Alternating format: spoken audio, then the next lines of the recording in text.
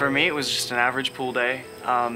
You open, you get everything ready to go, you get up in your chair.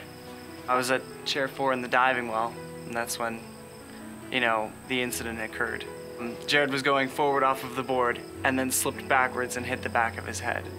I went off and I smacked my head because I was trying to do a front flip and I didn't go out very far, and I went in the water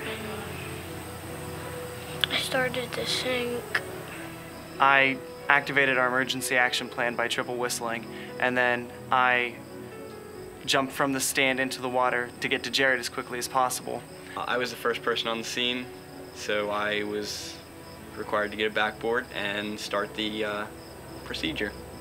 After he triple whistled and I saw Eric grab the backboard, I realized what kind of an emergency it was, so I guess communicated with my lifeguard who was at Station 1 by the baby pool, and we determined that we did need to clear the pool. I used what we call the head shin support technique to keep his head, neck, and back in line so that if there was any damage, we would prevent any further damage. It was a whole team effort. Everybody's involved in some way or another, whether it was, removing him from the water or directing the ambulance. One way or another, everybody helped out. After you have Jared put on the backboard, we needed to remove him from the water so that if we needed to do any emergency care other than backboarding, we could perform that. Whenever you're first certified as a lifeguard, you're thinking, wow, this is going to be a great job. It's going to be fun. You get to sit out in the sun and everything. But that first day when you're actually sitting in the chair, you kind of realize, okay, these are lives that I have to make sure are safe. So, I don't know, at first it's one of those, as soon as you get certified, it's one of those things where it's like, this is gonna be cool, and then after that you really realize the responsibility that you have. I can't tell you how proud I am of these guys. These guys, they nailed it from top to bottom.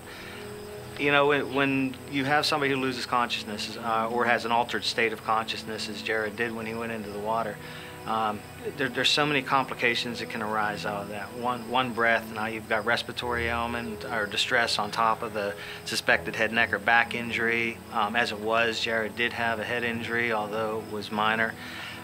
Their response, their reactions from Hans, who was initiated the emergency, to our lifeguard responding out of the concession stand, or Eric coming from the first aid station, or every role is important to make sure that Jared was going to be okay in the end.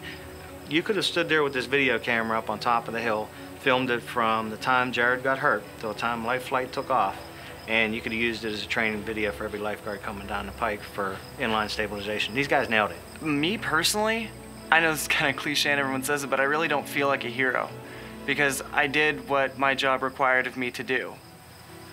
If you want to think of us as heroes, I understand, but it's more about the importance of the job and making sure that a life was saved. And so it's not about the name of a hero. It's more about the good feeling you can have when you go home at the end of the day.